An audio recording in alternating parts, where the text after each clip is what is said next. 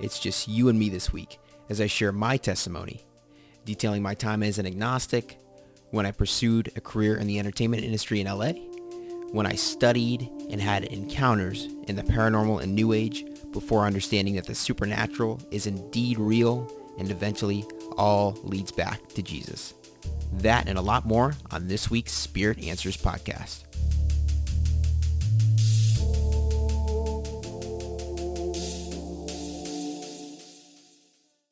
Well, welcome everybody. Thank you for tuning in, and thank you for taking the time to listen to my testimony. And this is really kind of weird to be sharing my testimony on my own podcast.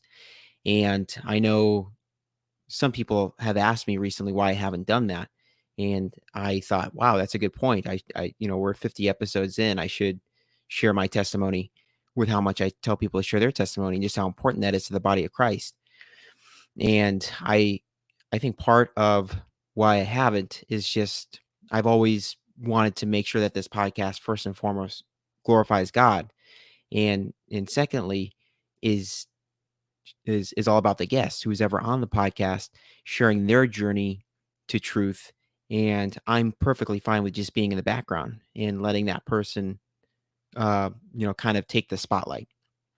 And sometimes I think I can be a little bit too comfortable with that, to the point where it can be maybe even detrimental to the body of Christ, because there's nothing more powerful than sharing our testimony and just the seeds that plants for people and the way that helps people. I mean, how many times have you heard, especially people coming out of the New Age, that have the big reason why they've done that, they come out of the New Age and found truth, is because of the testimonies that they hear on YouTube or on podcasts like this, or programs like this.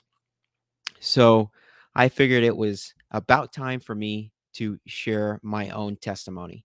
So again, this is kind of crazy, and will probably be the only time that it's just me on the podcast.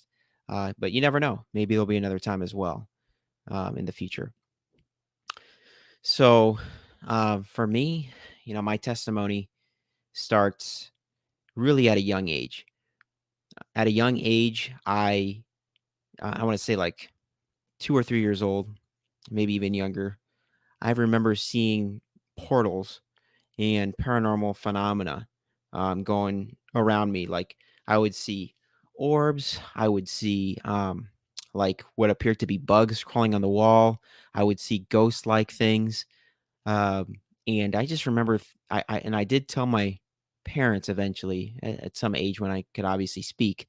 Um, but at the time, I just remember thinking that everything that I was seeing was totally, I mean, it was normal, because I didn't know that. I was obviously only 2 years old. I didn't know anything better. I was none the wiser at the time.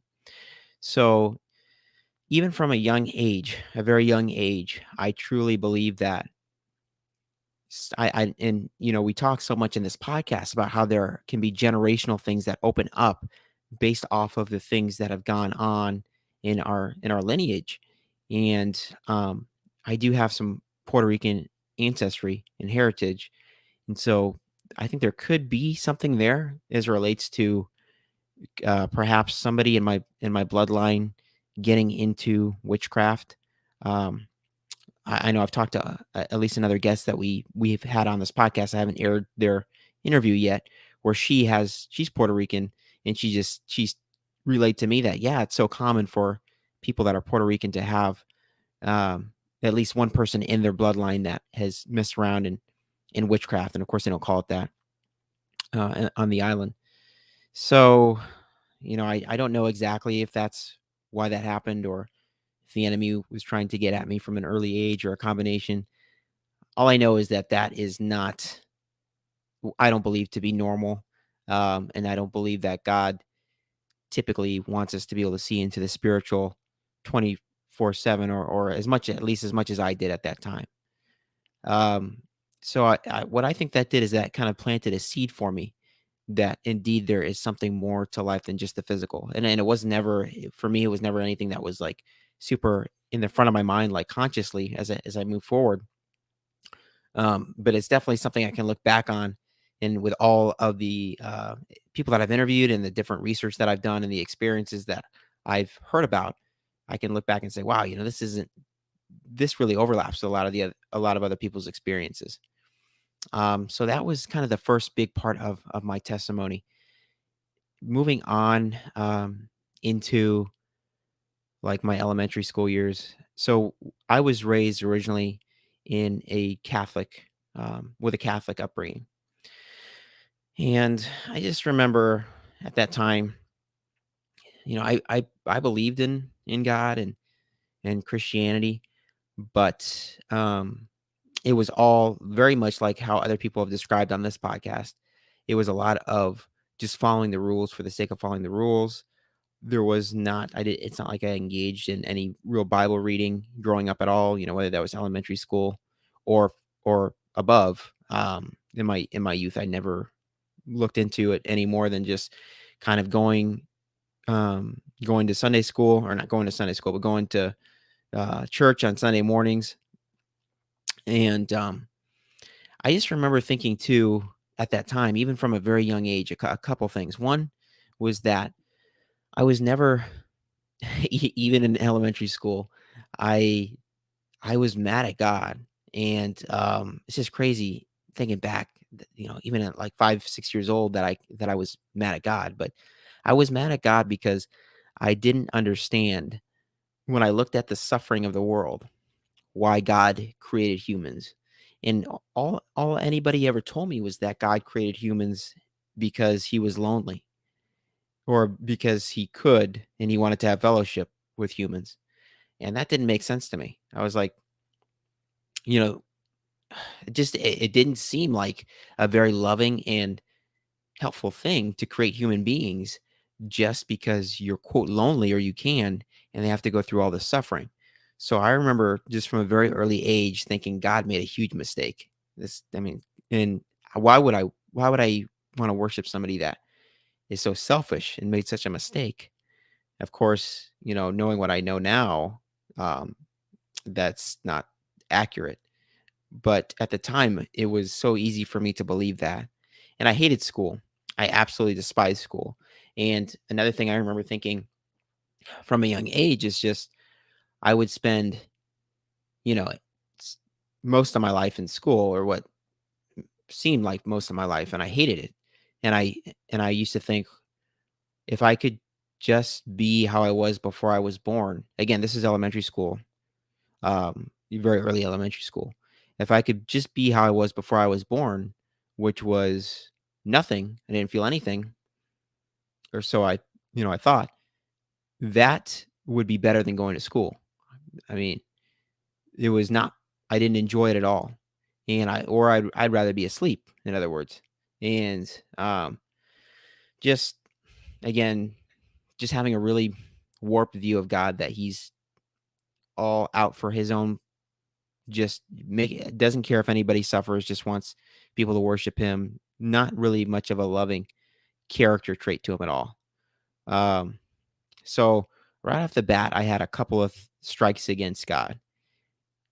To add to that, it didn't seem like Christianity was really working at all in my family. Um, Pretty shortly there, after, or in my elementary school days, my parents got a divorce, and I just remember thinking, why, this isn't working. Christianity is this thing that's supposed to God is supposed to get us through these difficult times, and my parents are getting divorced. It made no sense to me. On top of that, when I interacted with Christians, it seemed like they seemed like they thought they were better than everybody else. So I had all these different things coming against me from a young age. And again, I enjoyed doing other things more than going to church. I enjoyed watching football. I love playing with friends, going outside. I love video games. Just nothing about Christianity seemed appealing. However, that didn't stop me from continuing to be a Christian after all this time, all these things that are going on at this time. That didn't stop me from being a Christian still. I still believed in God. And as a matter of fact, as I got into middle school, I gave him what I feel like was a better shot. At this time, I still wasn't studying the Bible. I still wasn't really engaging with other Christians. But I prayed. I continue to pray and try to have that relationship with God.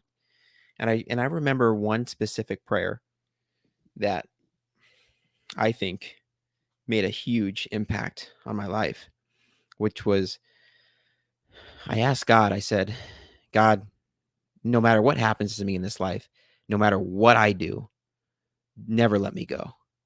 Never let me go. And of course, that's kind of a foreshadow for what happens later on in my life, because I definitely do stray away from God. But I think that really showcases the power of prayer. And I couldn't have prayed. That was the most heartfelt prayer I'd ever prayed up until that point. Again, that was about middle school for me. So when I got into high school, I quit. I put God completely on the back burner, and I really started becoming agnostic. I started to hang out with people more. My friends were not Christian. Um, Again, my life was really focused around video games. I love video games. I became a video game journalist, and God was boring to me and was for weak-minded people that didn't understand science. And not only that, I was going to a public school, and we were taught that the Bible is complete crap. It's all, old lies, but made up by people that were just trying to make sense of the world at that time. And we're taught that evolution is true. And if those things are true, and coming from my supposedly well educated, or at least as it relates to the Bible, teachers, that if evolution is true, and there's so much of the Bible that's not true, it's just made up, why on earth would I give it a shot? Why would I give the rest of the book of a shot? It just seems like a total waste of time. It seems very boring and dull. So but however, again, I had these things going on at a very young age, these paranormal experiences. And around this time was when Ghost Hunters, the original show, came out. And even though I abandoned God, there were two things that I never abandoned as it relates to kind of the supernatural. One of those things was miracle healings. I'd heard about miracle healings growing up. I had um supposedly on TV they happen on like some of the Christian programming, and I believed it. I believed that there were miracle healings. I didn't think every single person was making up their miracle healing. When somebody prayed for them and they had this traumatic healing, it's like that. No, there's no way every single person is making that up. Something's going on. Something's going on. So that was one thing. And the other thing that I never completely let go of was the paranormal. And Ghost Hunters, the TV show, just was so intriguing for me. Um, Ghost Hunters actually kind of inspired one of the trips that we went on. And let me take a step back. I'm not exactly sure if it inspired, but the whole trip, but it certainly played a role in our going to one of the destinations that we went to on this trip. So again, this was about high school. We, as a family, um, went to Colorado, Estes Park, Colorado. And for those that are not aware, that is where the Stanley Hotel is at. One of the places that the Ghost Hunters and the Ghost Hunters TV show investigated for quote ghosts. And the paranormal, again, was always intriguing to me, and that show only spiked my interest. And I wanted to know for myself if this stuff was real or if it was staged. And I remember we signed up for a ghost hunting investigation. Just so happened that they had one during our time staying in the Estes Park area. And I'll never forget, that night we go on the ghost hunting tour, and there was supposedly a girl who had died in the Stanley Hotel area in the 1980s, and this was a time when I think the hotel was in renovations. Nobody was staying there from a guest vantage point. It was being renovated so people could, but there was some kind of a blizzard going on at that time in the area, and this teenage girl, came into the hotel as she was seeking shelter, and supposedly she died during her stay. And I think it was due to the extreme cold. And so this investigation, part of the investigation, was to try to make contact with her. And I remember there was somebody else that had died on the hotel premises as well. I think it was somebody that worked at the hotel. I can't remember, but it was at least those two people that we were trying to make contact with. And so the person that's putting together the ghost tour brings out a spirit box. I never had encountered that in real life before. And essentially, what a spirit box is it uses radio frequency to you kind of just scan blank radio stations until you can try to hopefully make contact with the other side. And I remember at first we were having no luck. We were having no luck contacting this girl. Uh, but a few minutes went by, and I started having this crazy cold spell, this cold spot just go through my body. That was supposedly one of the symptoms of having a ghost nearby, was the cold spell, and never felt anything like that before. And I was not the only one that felt it. And I remember, so we feel the cold spell, the cold spot coming through, and the person giving the investigation, leading the investigation, says, and I can't remember her name, but it was like, so and so, we're not having any success talking to you tonight. Um, we're gonna go ahead and shut off the spirit box. Is that okay? And we did hear an audible voice coming through the box, and it said, "Yeah," in the tone of a teenage girl. And then that was crazy. And after that happened, the person giving the investigation said, "Okay, we're gonna go ahead and put the spirit box away." And then we heard another voice say, "Okay," and that was just absolutely insane. Um, so we had that happen, and shortly thereafter, I remember we went to another room in the hotel, in this part of the hotel, and it's actually not in the hotel proper, but it's like another. Can't. It was like the ballroom that was right next to the hotel that they used to use for parties and things like that. Back in the early days of the building, and my cousin and my sister had something like brush up against their leg, and they both screamed. So that was another thing that happened, another crazy thing that happened. And I remember shortly thereafter that we came up from that part of that room and that part of the outhouse area, and I felt someone put their hand on my shoulder, and it just stayed there. And I remember turning around, and there was nobody there, and the hand would just stay on my shoulder. And I don't know what to make of that. I don't know if it was. Yeah, I know some people might say it was like God or an angel saying that they have my back, or maybe it was a demon. I have no idea. All I know is that that night gave me evidence, the evidence that I needed to know that this stuff was real, and I didn't know what it meant.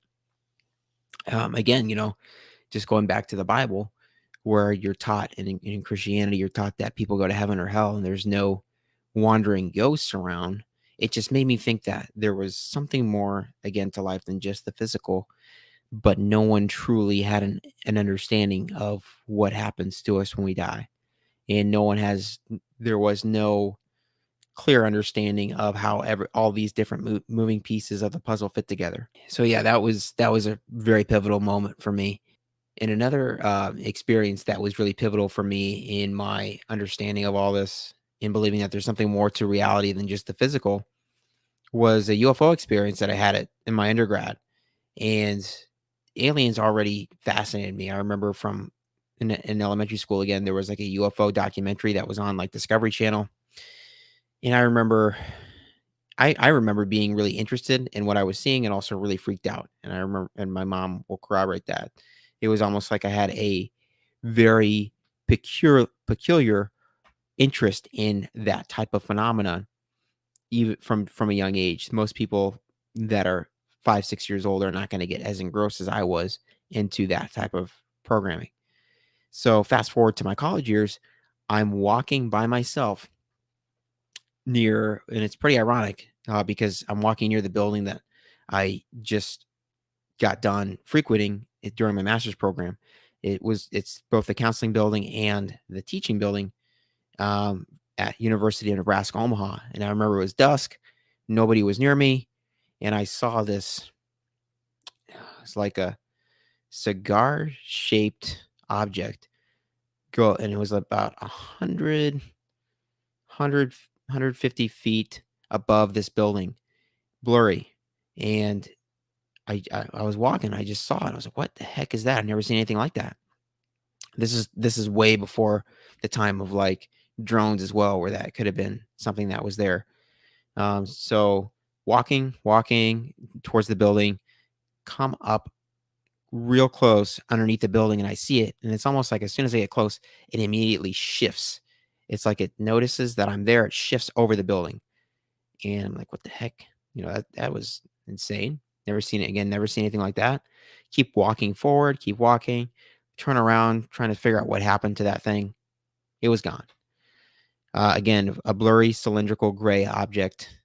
And look to see after that happened if it could have possibly been like a satellite.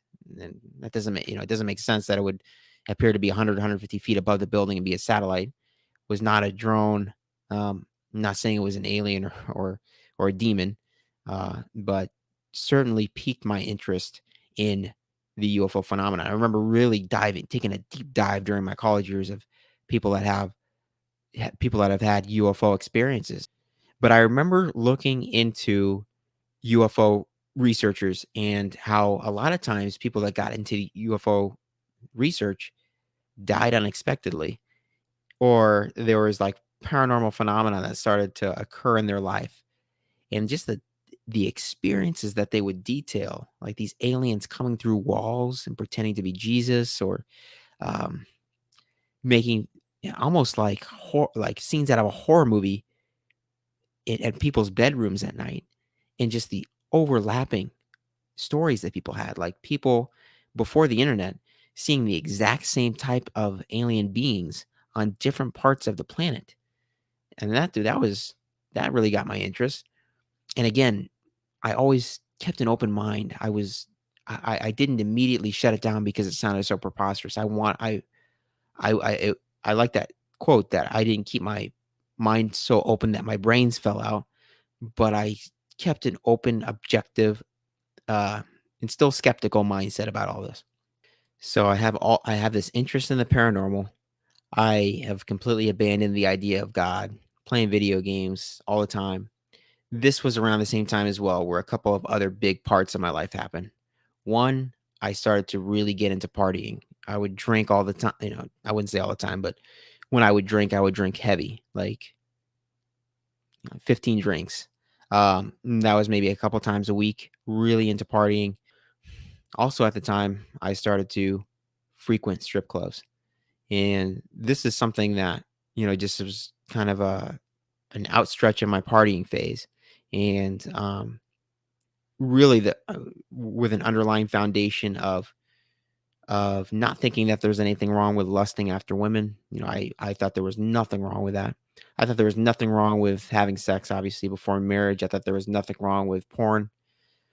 I and it was bad. I would go like once a month with my friend to the strip club. Um, and this is all during my college years, and this just, I think, sets a crucial foundation for going forward. This part of my worldview, I think, really impacted the way that I came to understand that Jesus is truth. So I have all these things going on. Um, and then in towards the later years of college, I'm majoring in creative writing, and I want to get into the entertainment industry, and I want to become not even necessarily a writer, but just a part of the entertainment industry. And to just show you like how warped I was and like how far I've come since then. I remember the big screenplay that I was writing at the time. was a rated R comedy screenplay that had to do with a cross country porn production from where I'm from, Omaha, Nebraska, to Los Angeles. And it was supposed to be about this guy who graduated from community college in Omaha and his professor who write this cross country and make this cross country porn production from Omaha to LA in like kind of a road trip style movie. So I'm working on all that. I'm trying to figure out how I'm going to move out to LA. And this is when so what such an important part of my testimony is the threads that God weaved throughout my time, both before I was really pursuing Him at all, and when I started to pursue the supernatural and then turn Him. And so at this time, I graduated from college and I started to work some. I wanted to stay in Omaha for a little while so I could build up enough money to move out to LA. And I couldn't for the life of me maintain or find a job. And when I found a job the year after I graduated here in Omaha, I lost the job that I found. And it was like warehouse work. And I had worked in the restaurant industry for several years before that. I was a great worker, never had any problems with maintaining a job. And I was let go of my job. And at the same time, I remember I was applying for so many different jobs here, and I remember I almost got a job, but that the person said that they were looking for somebody a little bit more heads down. I had all of the qualifications that I needed, but they were looking for somebody a little bit more heads down.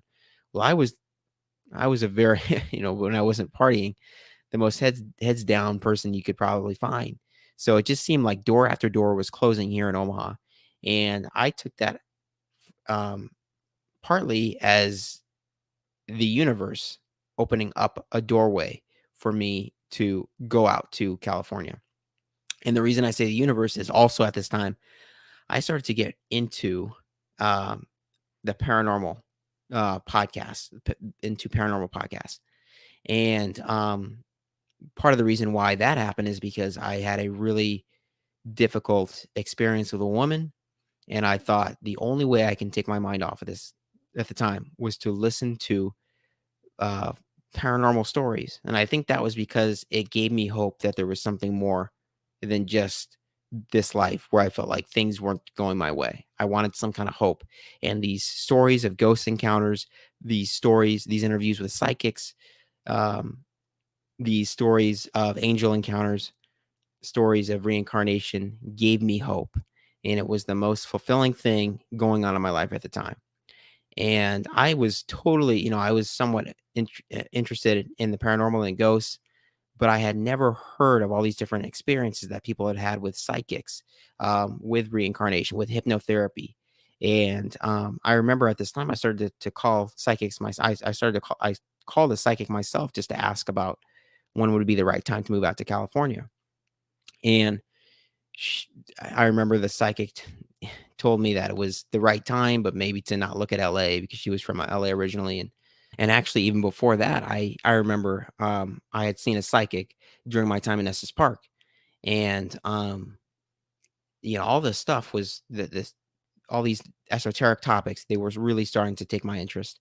So I'd seen a couple psychics at the time. Doors were closing in Omaha, and I'm starting to, based off of the experiences that I'm hearing these paranormal podcasts, I'm starting to understand that there is something likely more than just the physical. There is uh, likely the universe guiding everybody, including me. And so I'm starting to become a little bit more spiritual. I'm starting to pray to the universe, praying to my angels.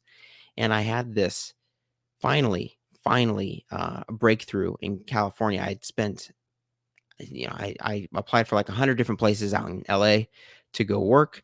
And finally, I had a couple places respond to me and say that they wanted to see me for an interview. And I had no places because I was still applying for places in Omaha as well, for jobs. And I had no places working out in Omaha. And I just felt the universe was letting me know that this was the right time to go out to LA. And lo and behold, when I go out there, immediately, I'm able to set up a place to live. That all falls into place perfectly. And it was a place that was reasonable in terms of how much money the rent was. So I find a good living situation, and the incredible thing about all this, again, that just the thread that God was weaving, and again, my understanding that this was the universe, was that I got a new car right before I left for California, and all those months that before that I had gotten that car, I had been driving like a several-year-old car that would have never have made it to California, or if it did make it to California, would have not made it much further after I got there. So I think that that was God, again, his timing, his perfect timing in helping me find the right opportunity at the right time out in California in terms of a living location, and waiting until I had enough money to buy a car so I could go out there. And so I get out there, and unfortunately, the 2 jobs that I applied for, that I had interviews with, both jobs fell through. And so now I'm out there, don't know anybody. Um, Start applying for jobs all day, every day, figuring out a way to increase my typing speed, all these different things so I could try to get some kind of administrative job. A creative writing degree is not the most marketable degree in the world. So I really had to make things to make connections quick, and try to make things work. Um, and again, just showing where I was at the time. I remember even applying for jobs like in writing in the porn industry. I didn't care. Again, none of that made any difference to me. I just wanted to be a part of the entertainment industry. I didn't care what part of the entertainment industry that was, and really showcases the way that I viewed women and the way that I viewed sex, which is that I didn't really view it as anything special, and I really objectified women, and I objectified relationships. And I'll talk about that later, just in terms of creating idols. And part of that, I think, comes back to as well my childhood. There wasn't a lot of love shown, especially from my father. And I think that that kind of created, going into some of my counseling background, what's called a disorganized or fearful avoidant attachment style. And so I would try to make up for the lack of love that I had as a child in relationships and romantic relationships growing up. And if those didn't work out, then I would really take it personally, because that meant that there was just reinforcing the experiences that I had growing up, that something was wrong with me. But I wasn't just pursuing necessarily relationships, I was pursuing sexual relationships as well. Um, and so coming back to what I was doing, so I was applying for any job that I could get, still working on that script, that rated R comedy script, and running out of money quick. So quick, in fact, that if I didn't find a job soon, just a couple months in, I would have to go back to 3 months in, I would have to go back to Omaha, Nebraska. And it just so happened that I was invited out to a play, and at that play, I met somebody that told me about DoorDash. And DoorDash at this time, this was early 2016, was very new, even in the LA area. And it was because of DoorDash that allowed me to stay out in California. And I think that that was, being in California at that time, was so pivotal in me finding God. And again, just God weaving my story, uh, lining up the exact right things at the exact right time. And it was a tough experience, going from suburban Omaha, Nebraska, to doing DoorDash in downtown LA, and in different parts of LA. It was a big learning curve for me, but I did it. And I remember at the time, I'm still applying for jobs, trying to figure things out. I ended up having to leave this first place that I had signed along like a 6-month lease for, because there was cockroaches in the building. And I remember telling the person that owned the building, or I mean that I was renting the room from, that there were cockroaches. And her excuse was just that, oh, they're just little friends coming to say hello. And so that was my first experience in Southern California, especially LA, which really reinforced for me at the time. It was very hard. It was a cutthroat place, and it would soon show that it was going to be hard to trust people out in that area, at least compared to where I'm from in the Midwest. So, but again, through God's just love and providence and timing, a place opened up. My sister had a friend that lived in Long Beach, and the friend had family out there. There was a room that opened up at that exact right time for $250 a month. And perfect timing for somebody that didn't have a job except working DoorDash. And so I went down to Long Beach and started living out there, still trying to look for a job, still with the ultimate goal to become part of the entertainment industry in some way. And it was around this time where I started to get into meetup groups, and I went to a meetup with somebody that I just met actually, uh, and went to a speed dating meetup, and through that started to date a woman, and she was really into the new age. And so I'm listening to all these new age and paranormal podcasts, starting to research this stuff more and more, and just really the conversations in the relationship that I had with her really reinforced for me that this stuff was real. I remember she was into, gosh, I can't remember the guy's name, but he came out with a book. He was I believe, a psychologist or psychiatrist, and would use hypnotherapy to get into people's past lives. And the incredible thing about this was that the people that were coming in for therapy, they would have quote success utilizing the hypnotherapy that he would use to get into their what he believed and they believed to be their past lives, and erasing the traumas that they would have from these past lives. And I remember at this time as well, I saw another psychic, and this psychic confirmed a recent death that we had in the family. So these little things that were kind of seeds for me, again, reinforcing that there's something more to life than just the physical. And so at this time, I finally found a long-term temp job, and was doing really well there. It was at a construction company, not the entertainment industry. But they told me that at 6 months, after I made it 6 months, I would finally be able to go from a temp to a permanent employee. Well, of course, the way a lot of temp places work, once you hit that 6 months, you're done. They're not gonna hire you. It was all a ploy to get you to have cheap labor for them. Well, that's what happened to me at the end of the 6 months. After all this applying, hundreds of applications in Omaha, in LA, and interviews where I was laughed out of the job. I was laughed out of the interview because I had a creative writing degree, going all over Los Angeles County to try to get a job. Some of the sketchiest places. I finally thought that I had a job. Finally thought that all that work that I had put into that creative writing degree, it wasn't just not just the college work. I hated school, but all the schooling that I had done to lead up to that point to get that degree and try to, because I needed a degree just to get my foot in the door for this temp job. Thought it was all finally going to pay off. And nope, the day that 6 month uh, point came up, I was let go. And if I wasn't dating this woman at the time, I would have given up and gone back to Omaha. Again, I think another thing that God was just connecting the dots in my life. He knew that I needed some kind of reinforcement out there in Southern California for me to stay out there. The incredible thing is that when I lost that job at that construction company doing administrative work and accounting work, that was enough experience, that 6 months of experience working for that company, that I was able to get another temp job. And it just so happened that there was a temp job that opened up in the accounting department in for a company called Manhattan Beach Studios, which is in Manhattan Beach, obviously, and not too far away from where I was staying in Long Beach. And the crazy thing about this is that it's one of the only well, let me take a step back. So Manhattan Beach Studios is the place where they filmed The Mandalorian and I believe some of the new Star Wars TV shows on Disney Plus. They filmed Avatar there. They filmed a lot of the Marvel movies there. America's Funniest Home Videos is filmed there. So all these incredible franchises were filmed there.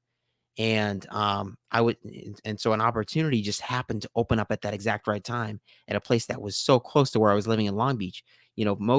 Actually every other studio was up uh more in the LA proper area near Studio City or way further away from me. And if that would have happened, if I would have had gotten a job in one of those places where 95% of the industry works, I would have had to have driven well more probably than an hour every morning just to get to work. But this place that opened up allowed me to have a commute that was like 20 to 30 minutes. So that is really good for LA. And again, God's just opened up the right opportunity at the right time. And I finally get an opportunity in the entertainment industry, even though it's not writing. I just wanted to have a job in the entertainment industry. that was all I cared about, just to be a part of something in the industry. And a couple things come from this. One is that while I'm working this job, really what this does is, and I and I was working. I want to preface what I'm about to say by saying that I was working, but during my work, 5 days a week, 8 hours a day, and sometimes more than that when I was doing overtime, I was listening to the paranormal podcast. I was listening to paranormal podcasts, new age podcasts, podcasts about spirituality, podcasts about ancient aliens, podcasts about ancient, mysteries of the world, podcasts that again detailed people's experiences with aliens, psychics, black eyed kids, shadow figures, you name it in the paranormal. I was listening to it. And what I was starting to realize from these experiences that people were having in these paranormal podcasts was time and time again, without exception, 100% of the time, when somebody had an encounter with a shadow figure or like a demonic entity, if they called out to Jesus, that entity disappeared. And that was incredible to me. And I thought it was interesting that the people that put on these or the hosts of these paranormal podcasts just kind of sidestep that fact as if that was not a big part of what was going on. Oh, cool, that happened. Okay, let's go on to the next experience. And looking back now, just knowing what I know about Christianity, it really makes me think about Paul in Acts when he is trying to share the gospel with. Gosh, I can't remember exactly. I think it was the Stoics and somebody else. And in the Bible, it talks about how the people that were listening to Paul talk about uh, the Bible or the gospel, the truth, they just wanted to hear new things for the sake of hearing new things. They didn't want to know the truth. And I think, and I'm not trying to disparage anyone, just from my experience, I think so many people that are involved in the new age or paranormal, or maybe not even truly involved, maybe people that are just listening to these podcasts, just kind of with one foot in, so to speak, just want to hear something new. They don't care about the truth. They just want to have an experience to kind of take away, kind of like an escape type of a moment where they can put their feet up, listen to something entertaining, forget about the troubles of life for a little bit, and go to bed. And that was not me. I was listening to these things so fervently, trying to figure out the truth. What is the meaning of all this? Why are we here? What, those big questions. What happens to us when we die? What's the meaning of life? So I'm listening to these different paranormal podcasts, and as at the same time, my again, I'm having cockroach issues with where I'm living, and they're horrendous. It was awful. In my bed, I used to have to wear a hat in order for the cockroaches to not get in my ears at night. And so I left that place, and again, God lined up an even better place, and just at the exact right time, because yeah, it was getting really, really bad. And I remember those last couple months, and I needed to find a place. The cockroaches were getting worse. The people that I lived with, some of them had gang ties, and it was getting not safe. And God opened up a place that was even closer to where I worked, and like 15 minutes away, a 15-minute commute in LA. And it was a huge room, like the biggest room I've ever lived in, and was on a lease that went back to 1998. And so because that lease went back to 98, the room was incredibly cheap and perfect for what I was doing, because I just got an entry level job at Manhattan Beach Studios in the accounting department. And eventually that temp job turned into a full-time job. And so just I thought it was the universe at the time, obviously, but just God showing his love and perfect timing and weaving that thread. Around this time as well, things were not going well with my girlfriend at the time, and we broke up. And that just it was really hard for me, because I remember I didn't really put a lot of time into meeting people at that time in Southern California. I just had spent time with her, so it was like I was starting over again after that relationship ended, and that was really hard. And just the fact that it was around that same time where I became full time at Manhattan Beach Studios, and I had just gotten that new place. I think that kind of really helped reinforce again that I should stay there. But interestingly enough, at this time, I had realized that I had finally gotten my goal of working in the entertainment industry, even on the business side of things, and just an incredible place to work. So many cool perks working on a movie set lot every day, even if you're in the accounting department. Just the things that you get to do as a part of that company are incredible. Very, very fun experiences. Um, but I realized that it wasn't fulfilling the way that I thought it was going to be. Something was missing. And I didn't know how to take that because I'd been working my whole life for this moment. Again, even if it wasn't a writing job, I thought that I would be fulfilled. I was always a career-oriented person. I thought that this would be the moment where I finally was content, and I wasn't. And around this time as well, the shooting happened in Las Vegas, and yeah, the mass shooting. And I just remember thinking, and actually, I'll take a step back because my girlfriend at the time, my ex-girlfriend, had always told me that I would make a good counselor. And I remember telling her, I said, I'm never going to go back to get my master's degree, but if I do, it would be for counseling. And so she was telling me that, and I had other people telling me that as well at the time. Hey, you'd make a great counselor. It's just random people, and it's just really weird to think about that. At that, looking back at that, and I think that was God putting that information in people's mouths at the time, so they would just reinforce what I was supposed to do. And I remember thinking too, around the time of that mass shooting, that what am I doing sitting here in this cubicle, and I could be going helping people that are either suffering as a result of the shooting, or even helping the person that was the shooter. I felt like I was wasting my strengths that God had given me. So I started to pursue, started to look into and pray to the universe about getting a master's in counseling. Maybe that was where I needed to go after all this. And I'm starting to get to realize again that the supernatural is real, so the paranormal is real. Something is going on. Around the same time, I'm listening to all these paranormal podcasts. I'm struggling. I start listening to Joel Osteen, and I know that that is a name that really upsets a lot of Christians.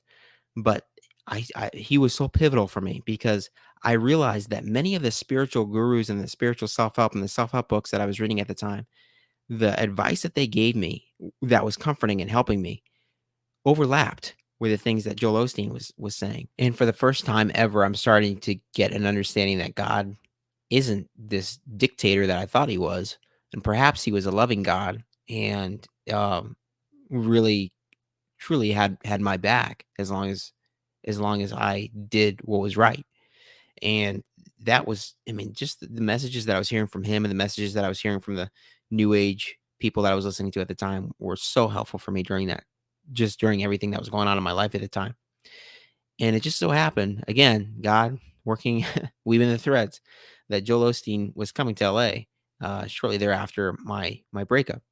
And I decided I was going to go see him, and I went alone to one of his nights of hope. And I'll never forget. Pretty shortly thereafter, Joel started to speak. I burst into tears, and I have had no clue what was going on at the time. I just was like, this is an emotional experience. What he's saying is resonating with me. But now I truly believe that that was the Holy Spirit. I truly believe that that was God leading me towards truth. Even if, there are certain things that Joel might say that might paint God in a certain way that's not always accurate, or I know many people have certain reservations about Joel. But that was pivotal for me because from that point, I decided I was going to look into a church in the LA area. And there just so happened to be a church that was listed on Joel's partner website that was only about 10 minutes away from where I lived there in the South Bay in LA. And I went there partly because I wanted to continue to get more spiritual insight and understanding, and the things that I was hearing were so inspiring, and partly because I wanted to find a new community of people, of other spiritual people, and maybe even meet a girl, get a new girlfriend. And I remember um, just thinking that Christians were still very dumb and they had no idea about the reality of all the things that were going on in the supernatural. And I didn't even cross my mind at the time to pick up a Bible, but I knew that they were a step above, your quote average Joe. They believed in the supernatural, they believed in the spiritual, and they had wisdom. They had some wisdom. I had to give them that. And I went there, and I remember I started to go to the small groups of the church, and the kindness and the love and the gentleness and the empathy that these people treated me with was some of the most authentic human interactions that I've ever had in my life. And I think it was even that much more apparent for me because of the contrast between what I was experiencing in LA in the entertainment industry and just going about and trying to meet people in that crowd where it's so cutthroat all the time. And I would go to entertainment industry meetups and just regular meetups as well. And that really softened my heart towards Christians. I had always viewed them as judgmental, and I viewed them as ignorant and just not in a good way. I didn't view them in a good way.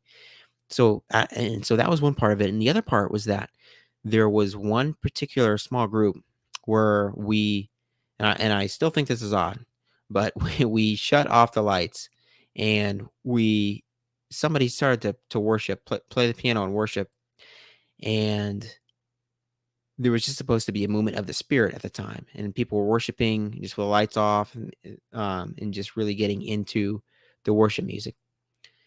And I hated worship music, and I still don't like worship music. But I remember feeling this feeling of love that was incredible, and it was not the music. I I mean, it was surreal. Just this feeling of love came over me, and that was another seed for me. This supernatural feeling of love that I had. Again, not the music, not anything to do with my flesh as it relates to anybody there or anything of the physical. Something supernatural happened there, and that planted a huge seed for me. And I remember somebody else even verifying it that night after. Well, and I guess I'll never know exactly because I didn't ask, but it certainly felt reinforcing to me when somebody had said later that night that the spirit certainly came that night. So we could certainly feel the spirit that night. And yeah, so that was big. And so fast forward, I think I'm going to go back to Omaha at this point to pursue my career in mental health counseling. And I tried so hard to find a person to take up my lease in LA. And I couldn't find anybody to save my life. No, I would have people come over. And I remember even one instance where somebody came over and it seemed like everything was going well. And they went into the shower, looked at the shower, looked in and moved the shower curtain. And there was a dead like fly or bug in the bathtub.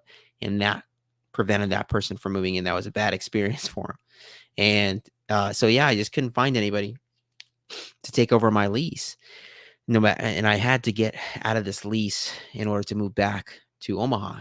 And it was around this time that I started to also look into places in San Diego. And I thought maybe San Diego would be a good fit because it was kind of like a middle ground between the big city, the big LA city life, and Omaha, Nebraska. And so I started to apply for places down there for school, or I started to look at different places down there for school. And I just felt like that was the right place. That was the right place to go. It wasn't to go back to Omaha. It was to go to San Diego. And so I remember taking this big leap of faith at the time. I started to apply for jobs in San Diego, accounting jobs. I never took a business class, just based off of my limited accounting experience that I had there in LA. And it didn't take long for me to get a full-time accounting job in San Diego, and I beat out people that had not only taken business classes but had majored in accounting. And I think part of it was that the place that I worked at, it just so happened that the CEO of the company, or the president, excuse me, the president of the company was originally from Omaha. So God weaving again. And so I didn't have a job. I had a job, didn't have a place to live yet. I put in my 2 weeks in LA, Manhattan Beach Studios. And I mean, I never thought that I would willingly give up the entertainment industry job that I worked so hard for my whole life, seemingly from when I was in elementary school, because I knew from a young age I wanted to work in the entertainment industry. That I would give that up willingly was just mind-boggling, but I did. I gave it up, and I went down to San Diego, and didn't have a place to live. Yeah, or I put in my 2 weeks, and just took a leap of faith, and I thought the universe, God, was going to line up a place for me to live. And lo and behold, that's exactly what happened. And at that exact same time, I could finally found somebody to take over for my lease in LA. So again, just that confirmation that I was making the right choice. So, and when I felt the exact same feeling that I had felt all the way back in Omaha before I made that move to LA, that something greater than me was guiding me down to San Diego. So I get down to San Diego and start um, working down there again, doing the exact same thing that I had been doing up in LA, spending my time working. But even more than that, the most fulfilling part for me was listening to these podcasts on the new age and the paranormal. And so, as somebody that is very driven, really was into self help at the time and still kind of am into some self help, and somebody that was really into the spiritual, I started to get even into like self help as it relates to dating, because at this point it had been a little over a year since I had been in a relationship, and I thought I have to do something within my power to become better so I can get into another relationship. And so I started to get into like this. I remember one like dating coach in particular. I used to follow him and read it. I read his book uh, several times, and was just pouring into that, pouring into this to the new age stuff, pouring into the spiritual stuff. Um, all while I'm at work, just listening to this stuff on Audible or on the podcast apps. And it was around this time as well. There was two big things that happened. One, I started to listen to the Bible. Actually, I started to listen to for the first time ever, because of just my understanding again that there was power in Jesus' name and these paranormal experiences, and also because of the insight that I was getting from church and from Joel Osteen that was lining up with these new age gurus. I wanted to figure out what is in this book. What's in this book that I kind of neglected for my whole life. I mean, this book that's giving so much wisdom. I had to figure it out. So I started to listen to that at work, and I remember it was just it's like 2 or 3 months, I went through the whole Bible on Audible, and I was blown away. I thought that it was one of the most incredible, experiences that I ever had. I remember thinking when I left work, when I finished it, I was like, "People are sleeping on this book. This is like a undervalued stock." And, I loved it. I loved it. I saw so much truth in it. I remember thinking at the time, because I would always rate books and movies and out of 10, and I was like, "This is a 9 out of 10." I wasn't a big fan of Song of Solomon, and I wasn't too sure about, just some of the teachings here and there I wasn't sure about yet, but overall, I was like, "This is incredible." Um, so I had that happen, and at the same time, I also started I saw another psychic, and this psychic one was just right after I moved to San Diego. And again, it's incredible that I listened to the whole Bible around this time, or I started listening to it, and it never made sense to me that that would be wrong to go to a psychic. But it's almost like I didn't hear that part of the Bible. And maybe I didn't hear it that well because I was working. So I started to do that. I saw another psychic, and the psychic told me that I would be in another relationship come October, and that would be a few months down the road. And I also, on the same day, I went to a Reiki energy healer, and I'll never forget when I went up those stairs in the building of the Reiki energy healing place in San Diego. When I made eye contact with the Reiki energy healer who was at the opposite end of the hallway. It was a woman in her 30s. And I just remember her eyes were piercing. And I'll never forget it. I mean, I've never felt anything like that to this day. I was like, this woman somehow, I just knew instinctively she was going to change my life. And so get my I get my energy healing that day, and I was still a little skeptical actually of the energy of Reiki and the energy healing process, but I had heard all about it from these podcasts I listened to.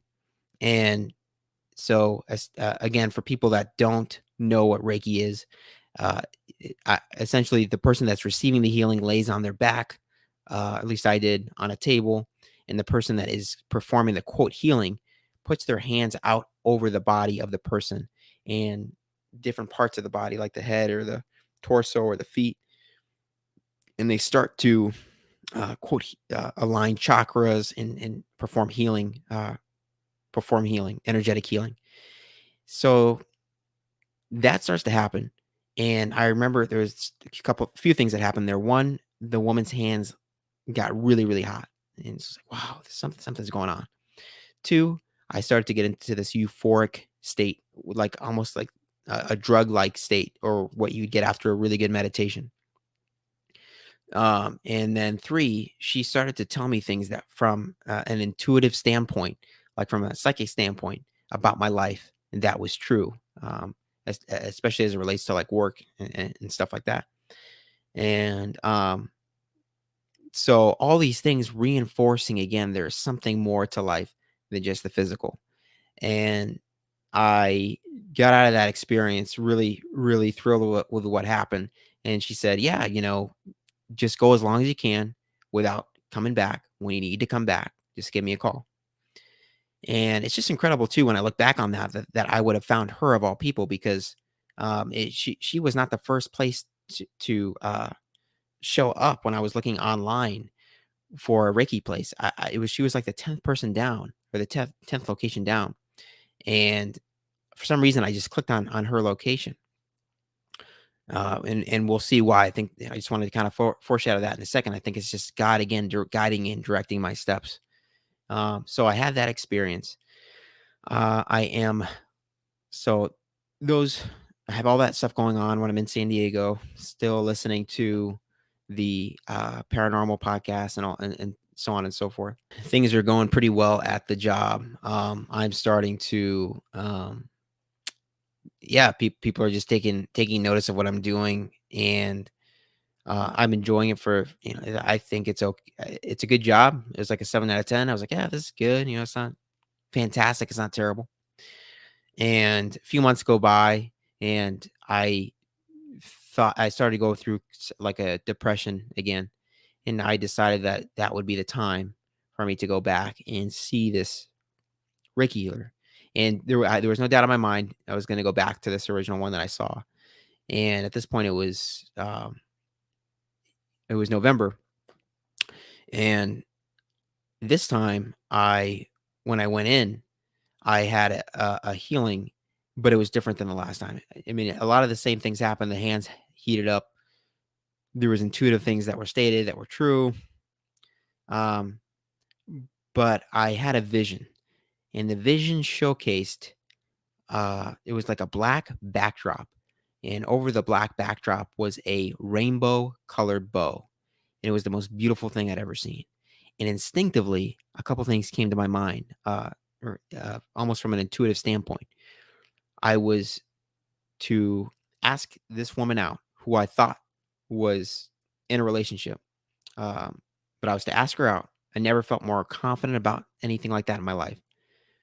And I was also supposed to eventually work with her or someone to get started on my own counseling, life coach, or Reiki practice, my own Reiki practice. And at this point, I hadn't found a school yet. I was so focused on my accounting job. I kind of put counseling in the back burner. So I thought maybe I think life coaching was a little bit more realistic at the time, and incorporating that Reiki and pursuing that full time. And so I asked her out, and we started, and it turns out she was single, and we started dating. And um, a few things come from that. One is she was in her mid 30s at the time, and had never been single for this long in her whole life up until the point where I had asked her out. And just so happened again that I had found her, and that I asked her out at the time that this being just a few months, she had been single. Um, so that was one thing. I only dated this woman over the period of a few months, but it really did reflect the thoughts that I had when I first met her in the spring of 2018. She completely my encounter with her completely changed my life. One of the reasons why is because um, I had never felt what I had felt for her, even in such a short amount of time. And I think part of it was the spiritual component of it. Part of it was the fact that we had she had performed Reiki on me, and um, I just think that combined with like when you're with someone in a sexual and intimate way, I think it creates a bond that is um, it was just like drug like euphoric like, and especially when you're just like in the honeymoon stage of a blossoming relationship, it just was something I had never experienced before. It almost felt like just because I remember thinking at the time, like after I had broken up with a woman that I was with in LA, I thought I would never find somebody that was as good as her. That was into this new age, like I didn't call it new age at the time, but alternate spirituality stuff. And here, not only do I find somebody that's into that, but I find somebody that is doing that and has these abilities. And I thought, how incredible is that? It's again, it's just God lining up the right thing. And so that was a part of it. But I also remember she had told me that she had been through a lot of trauma, both from her childhood and and in previous relationships. And I remember, again, this is somebody that had objectified women, objectified relationships, and in many ways viewed women as not as the way that I should have, not completely human, and a lot of times just viewing them as uh, beings for sex. And I started to really view this woman as a human being. And I think that was the first time, like the not that I had never felt that, especially for my ex, but it was really, it hit me in a way that it had never hit me before. It was like it translated to women that I would like when I would go to the strip club, or if I would watch porn, or if I would try to pursue somebody from a sexual, just a sexual relationship standpoint. I could very easily flip that switch and say, okay, this person, I don't see this person as a person, or this woman as a person. I see her as somebody for sex. And just the empathy that I had for the experiences that this person, the Reiki master, had been through, it was almost like it overshadowed every other woman that I would meet, no matter what their background was, what they look like. I viewed them as people now. Really shifted that. Really powerful. Um, so that was one thing. Another thing, again, being reinforced. She told me, "You'd make a great counselor. You make a great counselor." And I put that on the back burner, and I'm starting to try, okay, figure out how can I possibly balance becoming a counselor and pursuing this accounting job out here in San Diego. It's just so hard. I was working overtime. It's a lot. Um, Other things that stood out. She, as a result of the trauma that she had went through, she had told me that she was a serial monogamous. So she went from relationship to relationship. That kind of stood out as odd to me. I thought that for people that I would be dating, that they would think that the ultimate goal should always be to pursue a long-term relationship, and that wasn't the case with her. And so I thought she hadn't always viewed relationships like that in the past. Like she would get it sounds like into relationships with people that she knew she might be with for only like a year or two, and then get out of it. And even before I became a Christian, I always thought that my goal with people that I viewed from a relationship standpoint would always be to try to find somebody that I could be with for the rest of my life. So that was odd to me. Another thing that was odd to me was that she had stated that she could no longer feel the emotion of love. And that was very odd for me. Um, Another thing was, and I can look back now, and I think I may have referenced this before in another podcast. I understand now that when you get into these new age, like Reiki or Buddhism, there's an element of these different spiritualities where it's designed to help people lose attachment for things. And the Bible talks about not having idols and putting things before God, but this is almost in such a way that there is no, you don't even want to express love or get or be vulnerable with somebody. Absolutely no attachments, no strings attached whatsoever. And I think part of that can then be used as well as a defense mechanism for people that have been through traumatic experiences. And I think that's how it served for her. But that was definitely alarming for me. Another thing, but other things that stood out from a supernatural standpoint, again, just being reinforced that she had these intuitive abilities, and just having that reinforcement was really interesting, and just reinforcing that there was a spiritual component to life. She had told me that there was an entity that had latched onto her as a result of Reiki energy healing, um, and that she had just gotten rid of it before we had started dating. Again, reinforcing the spiritual. Another thing that I thought was interesting that she had pointed out was that the universe was letting her know that this was not the right time to pursue a long-term relationship, but that she was getting signs frequently that were reinforcing signs all over, from family interactions with people, um, visual signs that were reinforcing now was not the time to be in a long-term relationship with somebody. But she still wanted to date me and see where things went. That was another red flag for me, obviously. And then perhaps the biggest red flag, at least for me, was she told me that she didn't believe in good and evil.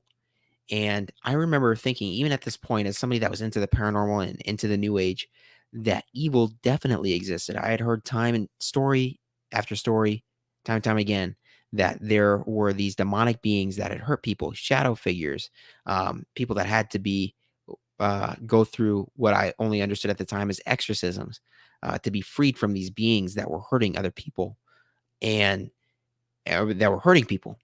And that to me was enough reinforcement. That was the way I justified that there was evil, interestingly enough.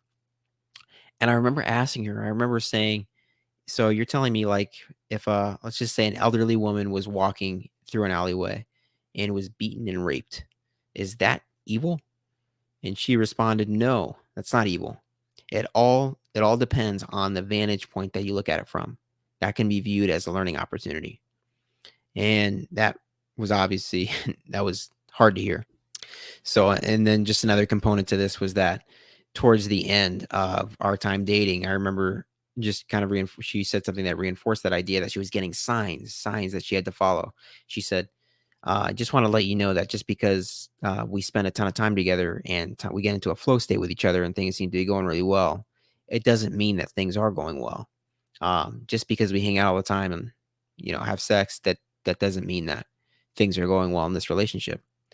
And I I was shocked. I remember I was shocked at the time because I thought things were continuing to progress. I thought we were doing well, and I asked her about that. I said, "Well, I don't understand. What does that mean?" And then she was almost like she took it back and she said, "Oh no, everything's okay. I still think that we're going to make it long term." And that was enough for me, even though I had again never felt anything like I had felt, and I think part of it was from a supernatural standpoint that I felt with her, and I was really enamored with somebody that had all these skills, these quote skills and abilities. That was enough for me to think that this was not a good long-term fit from a uh, in a relationship. And so, um, at that time, again, somebody who had spent so much time in self-help and so much time trying to get better at dating through self-help, and uh, I was just so disappointed and so beyond myself that this relationship wasn't working. I thought I did something wrong. I was convinced I did something wrong. I was devastated. And that for me was like the straw that broke the camel's back as it relates to California. I was like, nope, nope, nope. This. I had moved 5 times at that point. I left out another time where when I got to San Diego, I had to move again because of there were ants on my bed and the person didn't take it well, that I didn't take it well, and I had to find another place to live. I just felt like I couldn't trust anybody, and I felt like I had already been through so much, and I was like, I'm not getting any closer to my counseling degree. I gotta go back to Omaha. I just got to get started on this degree. And it was tough because, at this point I loved a lot about San Diego and Southern California. I was getting used to the way of living. Again, I was having difficulties with my living situations and the people, but I never thought that I'd move back to Omaha. I didn't want to move back, but I had the exact same feeling that I had when I moved out from Omaha to LA and then LA to San Diego. Again, the universe was telling me now is the time. You got to get back to Omaha. Now is the time. And so I ended up breaking up with the woman that I was with. And I remember, it was really hard. And I remember she started to cry as soon as I told her that we were going to break up, and just really made me second guess everything that I was doing. And so that was really hard. And I already didn't want to do it. And another part of this is I had to put in my 2 weeks at my job, and that was hard. And so and it was a really one of the hardest points of my life. And during this time, I'll just backtrack real quick. A couple other important things that I'll go through here real quick. One was that I never found a church in San Diego. I looked, but I went through like 8 different ones. I never found one that I felt like was a good fit.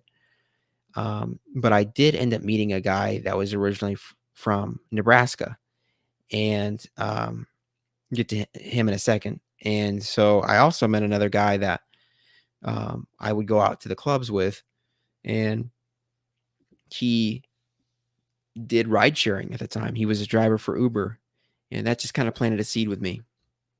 And it was actually right before I broke up with this woman, because he was like my only other friend in San Diego that I had at the time, a close friend. I had coworkers that I was somewhat close with, but he left a couple weeks before this revelation from the girl that I was dating at the time, that things didn't, just because we were hanging out didn't mean that things were going well. He just left on a whim. So I felt like that was another thing that God was showing me, the universe was showing me that it was time to go back to Omaha.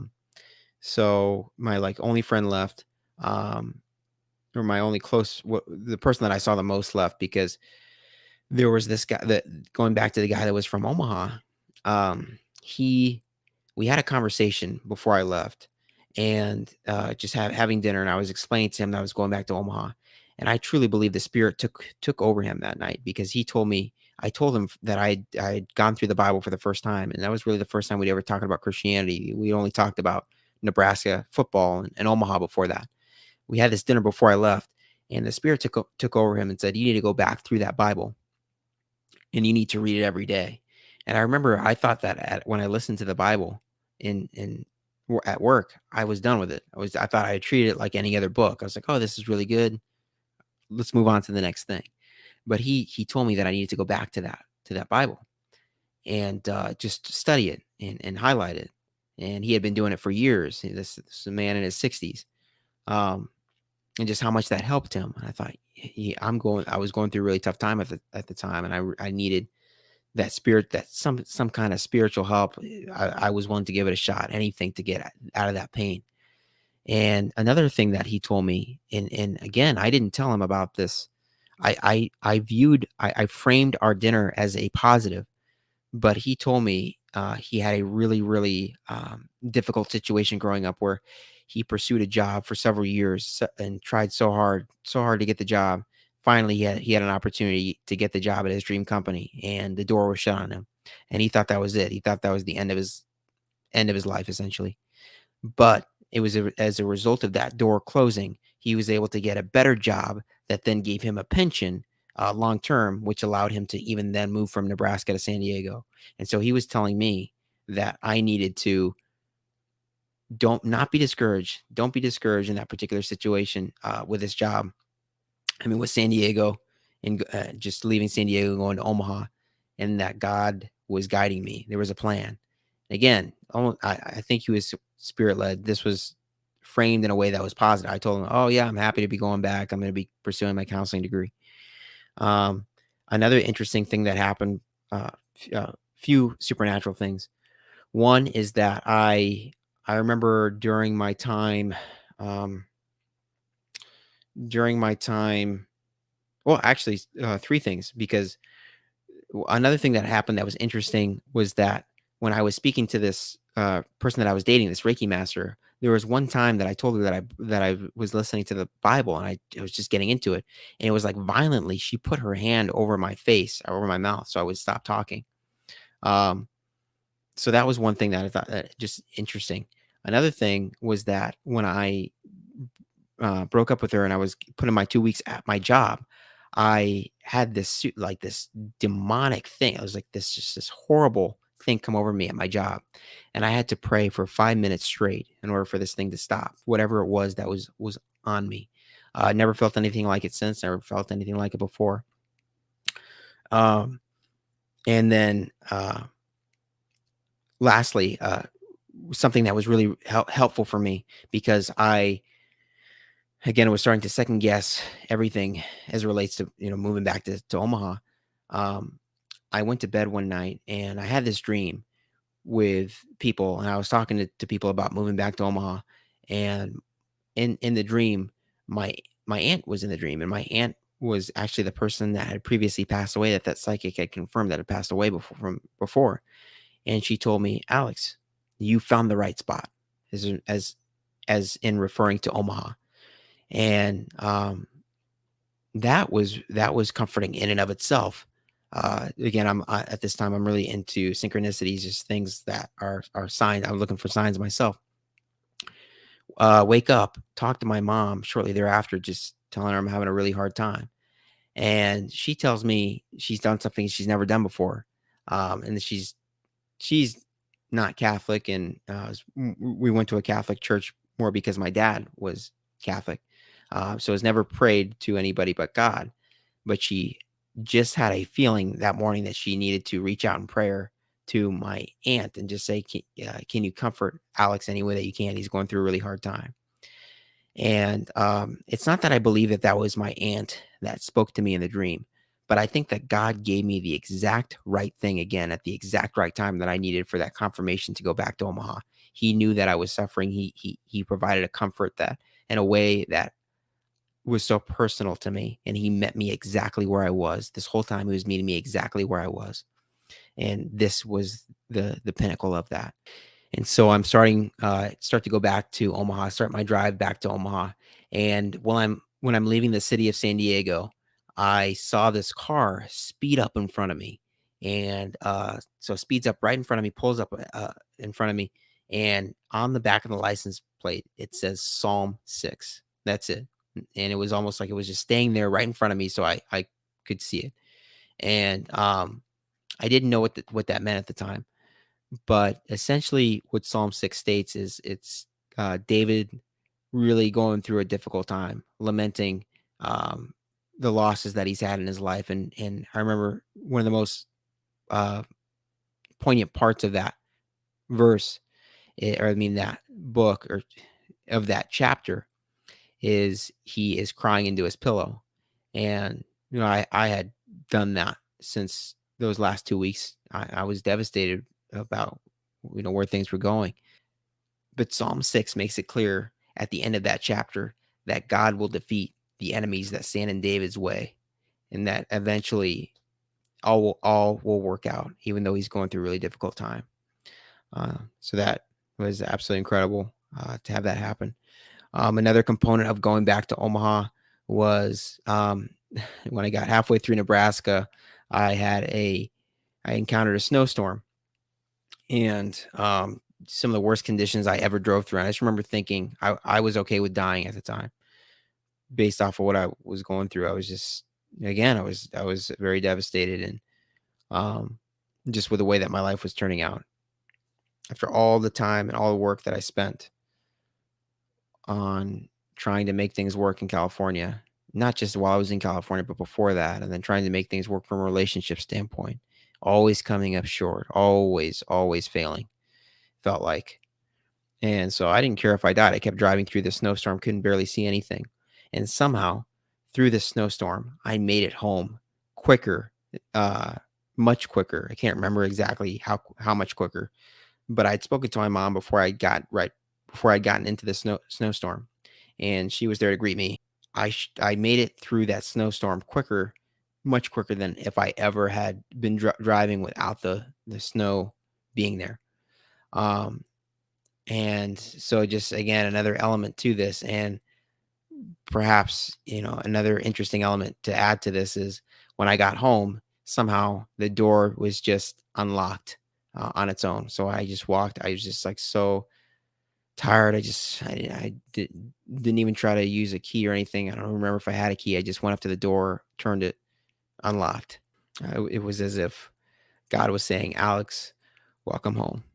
So fast forward, um, as I get home, turns out that if I would have left California just a week before, or a week later when I did, I wouldn't have been able to apply for and start counseling school where I decided to go to school at, which was considered to be the best counseling school in Nebraska. Um, it turns out that the window for applying would have passed a week later, and I would have had to have waited another year. Um, so I had that. Uh, the guy that I had been friends with in San Diego through his ride sharing, um, it gave me the idea that I could do ride sharing here in Omaha, and that helped me make ends meet to the best of my ability when I was going to school. So I started doing ride sharing, and just remember how therapeutic that was at the time, because I could not have held a normal job, and I needed to make money before I started school. And I just remember having conversations with people. At that time, it was so healing for me after everything that I had gone through in Southern California, just to be able to have conversations with people and listen to these different things on the podcast apps and different Christian sermons, things like that. I'm starting to open up my mind to. It was also around the same time, not having given my life to Christ yet, still trying to figure out what happened with the whole Reiki thing. Listening to a podcast, actually Touched by Heaven, who we've had the host of Touched by Heaven on this podcast as a guest before, Trapper Jack. And it just so happens, again, God's timing. He interviews somebody on the podcast, and this is like the only time it's ever happened in 200 plus episodes, where this person had also been on the receiving end of Reiki, and as a result of this, had demonic experiences. And that was the first time that I had ever heard of that connection of Reiki and demons overlapping. And so I'm starting to put two and two together, like, wow, like that, again, the first time I'd ever heard anything like that. And it was also around the same time that I started to read a book that I had put off reading during my time in California. And I had heard this guy on a podcast, on a paranormal podcast. I think it was called the Paranormal Podcast during my time in Southern California. Mark Hunneman, who incredibly, just again, the way that God weaves things together, is now one of the admins of the Spirit Answers group. Wrote a book called Seeing Ghosts Through God's Eyes. And again, another guest we also had on the podcast back in episode 4, and I believe 34, 35. I'll have to go back and check on that. But and the book is essentially stating that, reinforcing that idea that these beings that are what I thought were ghosts that I had encountered, like in the Stanley Hotel, and I had heard these ghost encounters with people that had these experiences in these podcasts, that they were all, first of all, not only were these all demons, but again, these beings fled at the name of Jesus, and uh, reinforced the idea for me that God, up until this point, I thought that God, even though I had read the Bible or listened to the Bible, that God was more like Star Wars, an impersonal force like Buddhism, New Age, the universe. But no, he was actually and is actually like a person. He has emotions like a person, has a body. Obviously, Jesus had a body, but is not this impersonal force that I thought throughout all this time in Southern California. In that book, I read it at the exact right time. I was finally willing to receive that information. Um, and so those two things, the Reiki podcast, Touched by Heaven, the book, Seeing Goes Through God's Eyes, happened perfect timing again. And I'm starting to, at this point, get into a little bit more of understanding Reiki's background. I start to realize that this does have a demonic background. And I'm starting to understand that Christianity, every time there's a quote healing in Christianity, there is never any attachments or anything like that. Like you don't have the person that's doing the healing, and I know it's God working through that person, never has to surround themselves in like a white light or do any kind of like a ritual. It's just praying for healing, and it either happens at that moment or it doesn't happen. But that all these different things were opening up my eyes to truth. And on top of that, I'm starting to finally start to hear some of these like testimonies from people that had similar experiences to mine on YouTube. And it was around this time that I had my own encounter with a shadow being, and I had never had this type of an experience before. And it was essentially what happened was that I was asleep at night, woke up in a sleep paralysis like state. I had this shadow being, black figure stand over me. And it's crazy. It was like being in Jurassic Park, and it's like you've been studying dinosaurs your whole life and you finally get a chance to see a dinosaur. Well, that was the same thing for me with a shadow figure. I had heard hundreds and hundreds and hundreds of stories of these things. And I was like, yeah, I know as soon as I call out to Jesus, pray to Jesus, this thing is going to disappear.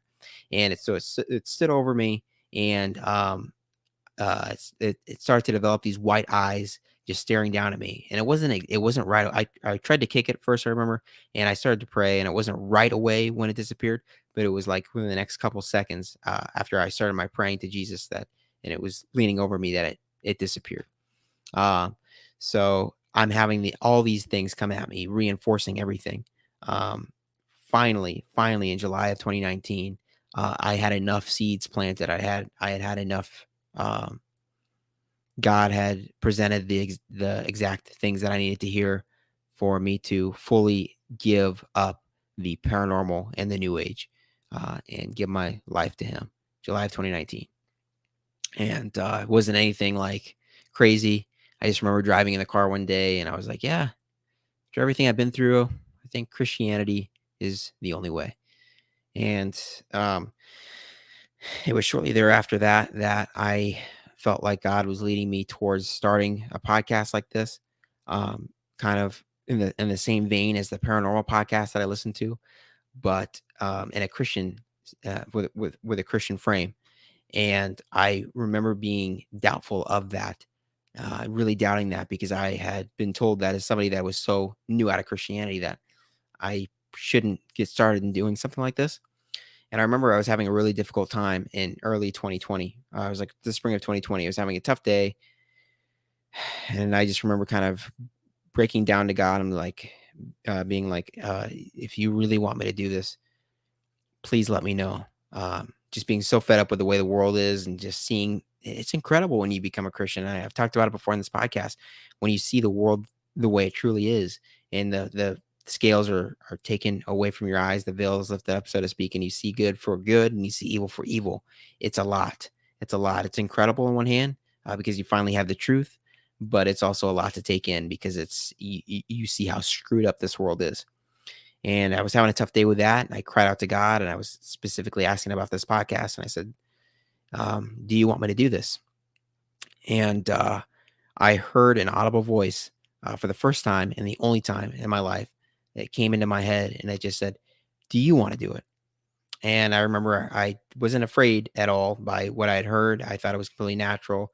And not only did I hear this voice, but I also had this overwhelming feeling of love come about me. And it was very similar to the feeling of love that I had felt there in LA during my small group, um, that I had during that one time of worship during small group.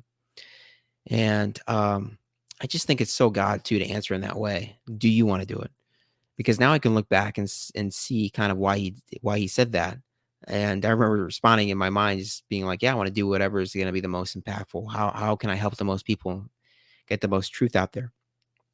Uh, but just how hard it's been. It's been a very, very tough road to do this podcast. Not only just from a time management perspective and trying to get my master's in counseling uh, during this time while doing the podcast, and I did, and I was finally able to get it, but also just the things that come against me.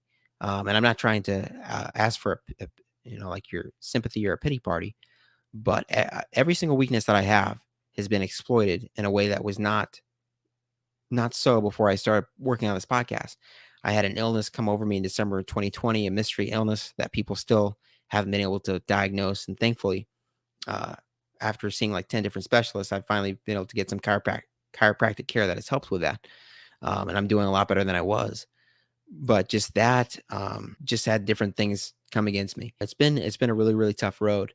But I wouldn't have it any other way. And even if this is the last podcast where I was ever able to do or put out for Spirit Answers podcast, I am so, so proud of what God has been able to do through this podcast, and the testimonies that have come through this podcast, and the things that He's lined up has been nothing short of amazing. And I'm so thankful that um, so many different things in my life that should have been easy didn't work out, but something like this that should have been so challenging to work out the way that it did, I think is just, it's all God. And to line up the people again that He's lined up has just been miraculous to see.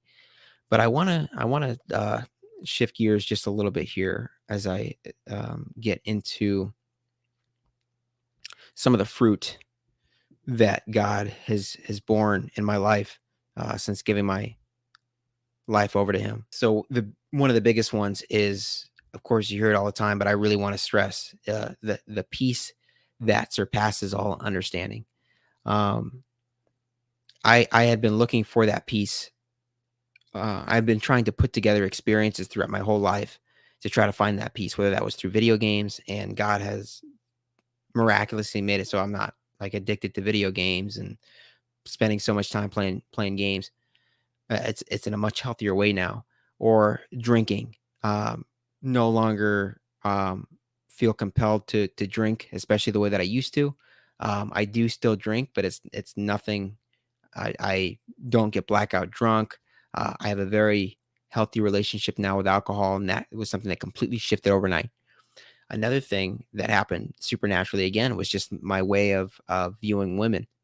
And if you would have told me that I was never going to go to like a strip club again and never have the temptation to do something like that, uh, like with friends and party nights, s- just I would have thought that you were crazy, or that I would view uh, not objectify women, view relationships in a much more healthy way, um, that I would be able to quit porn.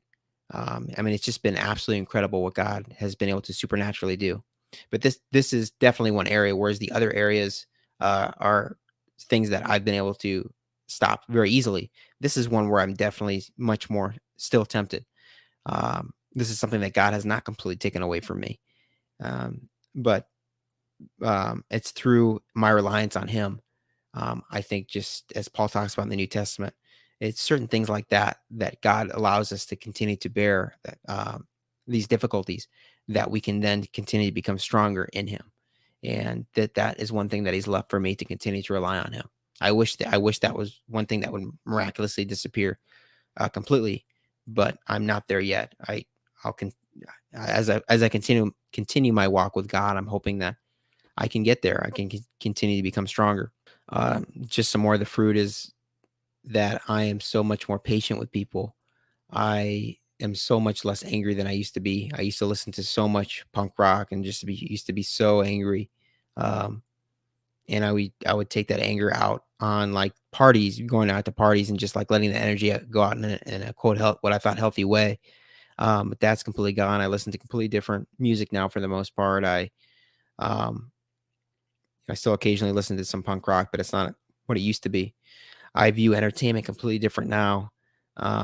No longer have any interest in Hollywood. No longer have any interest in TV, and that's pretty ironic as somebody that has a bachelor's degree in entertaining people.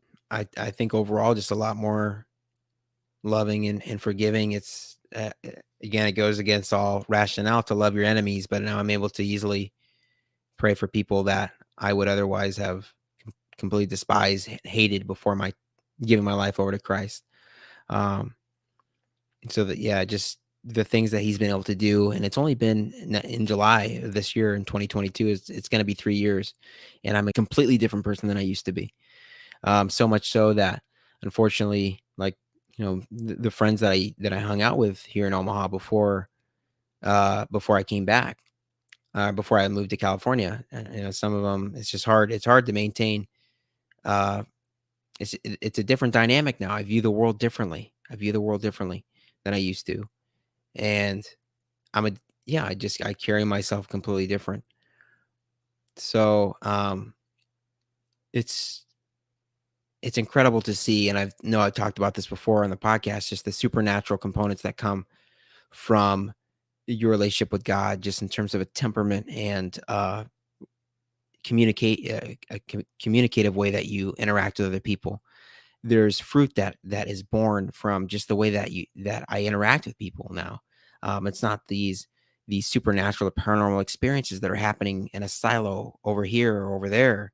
It's um, these different experiences that I'm able to cultivate through relationships and through um, just through prayer and just the way that prayer helps it helps me love other people, and just that constant always praying for other people continues to soften my heart towards other people. So when I get into disagreements with other people, I'm not going to be as I may have used to have been. Um, and I just want to focus on that as well. Just, for people that are listening to this, that still have people that you're praying for, that are not changing and not finding truth yet, to not give up. And just how often we see that on this podcast, and how important that was in my story, that people didn't give up praying for me, especially my mom, my grandma. They did not give up, and it took years, unfortunately. And that's the thing that sucks sometimes about being a Christian, is that it takes years sometimes. It's the same thing like with building a company. Sometimes it's going to take years for that energy that you're putting in throughout the initial years to pay off in any way. Um, but it is so worth it. It is so worth it. And just I hope that these stories that we've been able to showcase, these testimonies on the podcast, reinforce the supernatural nature and the all powerful nature of God, and just how much that prayer does move the hand of God.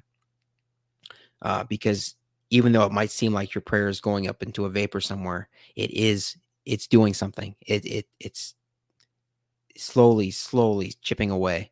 Um, I know so many of these different things don't happen on our timetable, but to remain in faith, just continue with your walk in Him. Again, we're not supposed to go by sight, by truth, what we know to be true, and that's a fact. That's a law of the universe. That when we pray for the people, God is at work, and to take rest in that. It's a beautiful thing. I think another thing, just when I think about that, what I'm talking about right now, is like when the pandemic happened. I was at so much peace.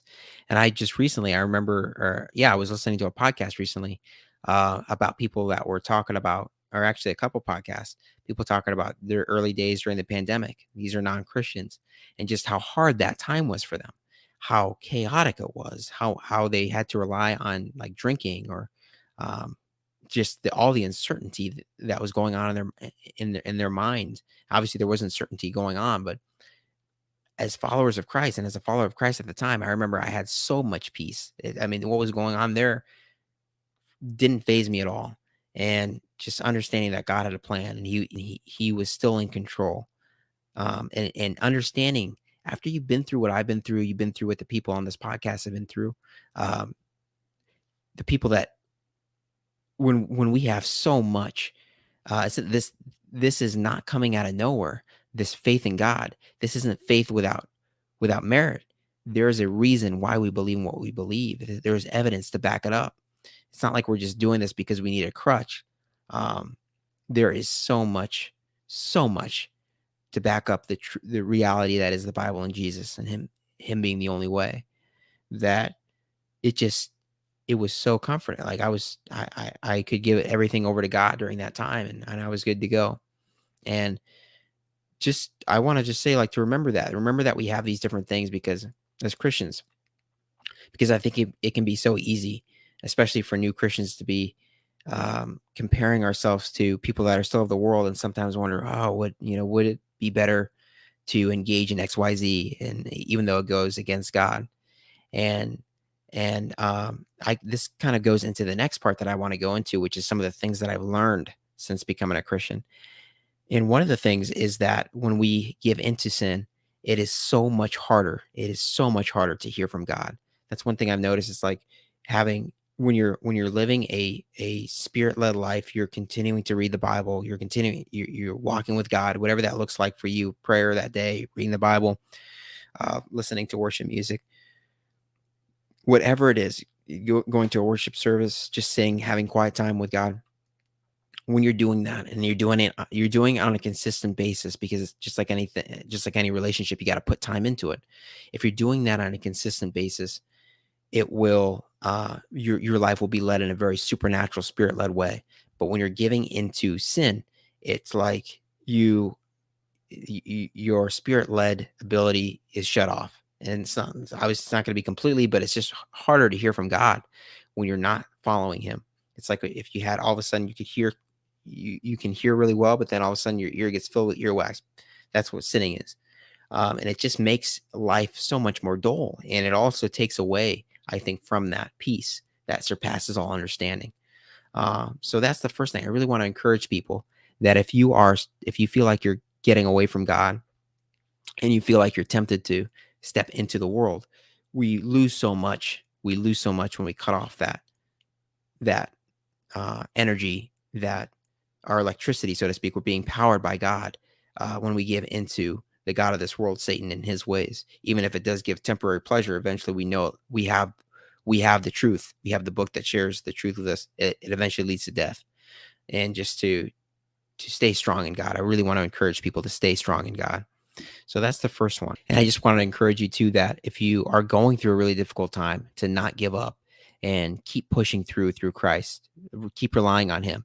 And that pain that you are experiencing right now, eventually through Christ, you're going to be able to use that pain to help other people and help spread the truth, spread love and God's truth.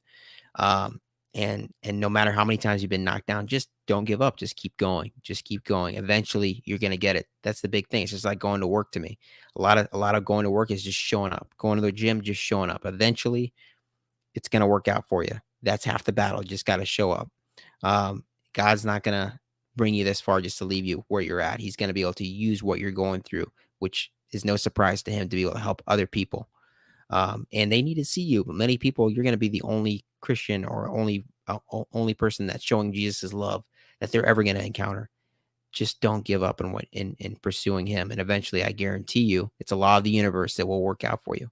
And that makes me think about another component, which is everything really comes down to peace versus pleasure. Are you going to take the thing that gives you momentary pleasure and leads to death, like I said before? Or are you going to take the thing that, and again, just because you're pursuing peace, it doesn't mean necessarily it's not going to be pleasure, give you pleasure in the moment, but we want to keep that in balance. So pursuing pleasure in a Christ-like way that gives you peace that surpasses all understanding. And as somebody that has experienced both, I can tell you that without a doubt, that peace that surpasses all understanding is way better than any kind of unnatural high that you can get from substances or from Reiki, what have you. That peace it's second to none. Okay, we're a couple other things. I'm going to go a little more rapid fire now. Think about all the faults of the world, just as either somebody that's listening to this as a Christian, or thinking about um, this as somebody who is not yet a follower of Christ. All of the faults of the world all line up with the Bible in terms of, if there's a fault, it lines up with the Bible. So if you're not following the Bible's teachings, there will be a fault in the world, such as people living only for themselves, war, divorce, um, kids being having kids out of wedlock, all these different things, these different things that have led to so much anxiety and depression in our life. I mean, in our current time, happen because people do not follow the tenets of the Bible. We have more entertainment than we've ever had in our history, and yet we have more people suffering from depression and anxiety because they do not follow the law of the world, the law of God. So that's one thing I wanted to say. Another thing is that we focus so much on this side of life, on the outside, on people's appearance, on the appearance of, uh, even like when I think back to like California, and I think of LA, like, so we are focused way too much on the physical appearance of things, and we are not focused on the heart enough. Hollywood is a great example of an industry where it's all about the outside and not at all about what's going on the inside. So I would really challenge people to remember to do it the way that God does it, which is to look at people's hearts and not focus so much on the outside. The outside is very, very deceptive. And really what we're doing is we're making an idol. We're putting something that looks good, just like we can make crystals, for example, quote healing crystals, an idol, and put that ahead of God. Same thing that a lot of people do with people and with even nice houses, so to speak, and whatever it is, we focus way too much on the physical appearance and the aesthetics of something rather than looking at its inside. So I want to challenge you to do that. Another thing I wanted to tell you about is it's exclusive to Mark 8:24. I'm just going to read out what I had written for a note here. So Jesus healed a blind man whose friends brought him to Jesus. A few things stand out here. First, it was the friend's help that this guy was initially healed. It was because of the friend's help that this guy was initially healed in the first place. Usually, it's our prayers for those unsaved. That's the initial step of healing or being saved. Second, Jesus healed this guy in a very specific way, which was spitting in his eyes, tongue, and ears. Jesus will come to us in very specific ways. We see that in my testimony. We see that in everyone's testimony on this podcast, 51 episodes in. Third, after the initial healing, the guy was not completely healed. Jesus had to heal him again after the guy told Jesus that he still couldn't quite see right. For many who have become a Christian, this is the case. After those who have been praying for us, have opened up a doorway for Jesus to take root in our lives, we then have to make a decision to embrace Jesus's ways ourselves to really begin to see again. And really, the last thing I want to leave everybody with is the concept of settling. And I think of not being a Christian, and I know that this is going to maybe sound harsh to some people, but I ask that you would hear me out. I think that not being a Christian is settling, because it makes me think so much about someone who is like a child in the third grade. Many children in the third grade, myself included, would have loved to have just given up right there, hated school, want to stop there. I'll just stay home, play video games, watch TV. Because I didn't give up, I've been able to then experience the depth of life that I never knew was even possible or real later on in life, because I did not just stay home during third grade. It's the same thing for people that choose not to follow God. It's the exact same thing. When you are continuously um, not giving the creator of everything a chance and having a relationship with him, yes, you'll be able to find temporary pleasures that are fun, and they do meet a part of our lives that we need, which is recreation, having fun with other people, etc. But there's going to be something missing. There's always going to be something missing, no matter what point, no matter what point you get to in your life, whether that's a job, you finally have the family you wanted, you finally break through with a goal that you had, like from exercise standpoint, whatever it is that you're working on, it's never going to be enough. It's never going to fulfill the depth and the fulfillment that having a relationship with your creator will do. And I speak from experience. So I would just challenge you, and if you're listening to this and you still have not given your life to Christ, listen to those urges that you have, those little nudges that you have that you can't explain any other way than some kind of an intuitive nudge. Follow that, no matter where it leads you, no matter how hard that path is and seems to be. Go for it. That is, you are being led. You are being led in some way. God is going to use that to meet you where you're at.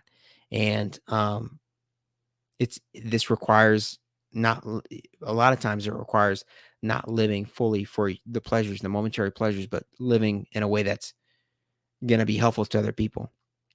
And I guarantee you that if you do that, even though it's hard, just like anything is hard that's worth pursuing, starting a business, going to the gym, trying to lose weight, eating healthy, it's going to be hard at first. It's going to be painful, but eventually that payoff is so much more worth it than continuing to live without pursuing uh, without pursuing God, without settling.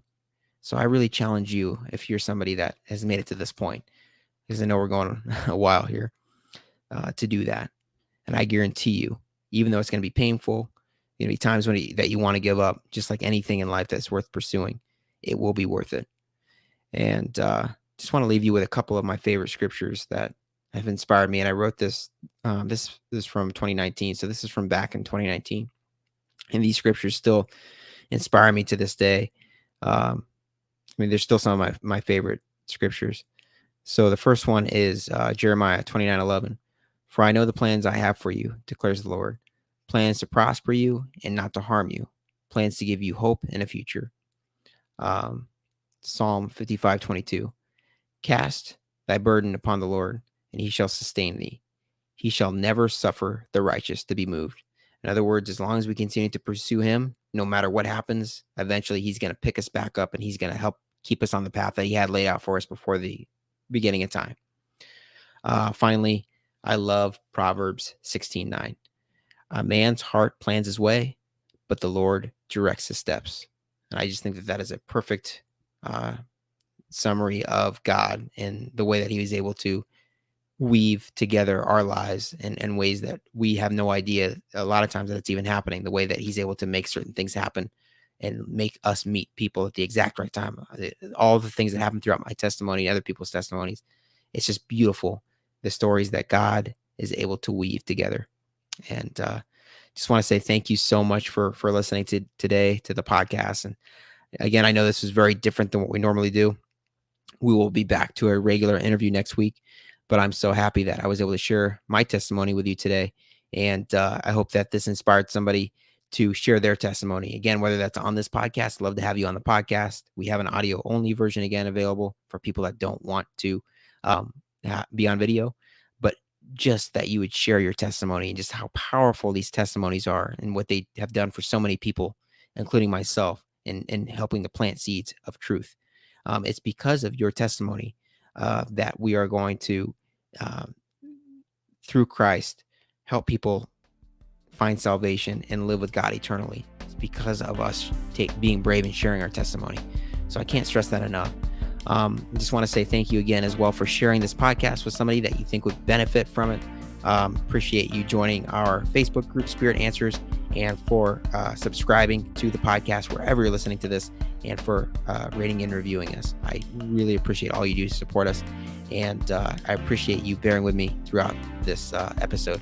Thank you so much for supporting the podcast, and God bless you. I hope you have a fantastic week. I'll see you next week. Take care. Bye-bye.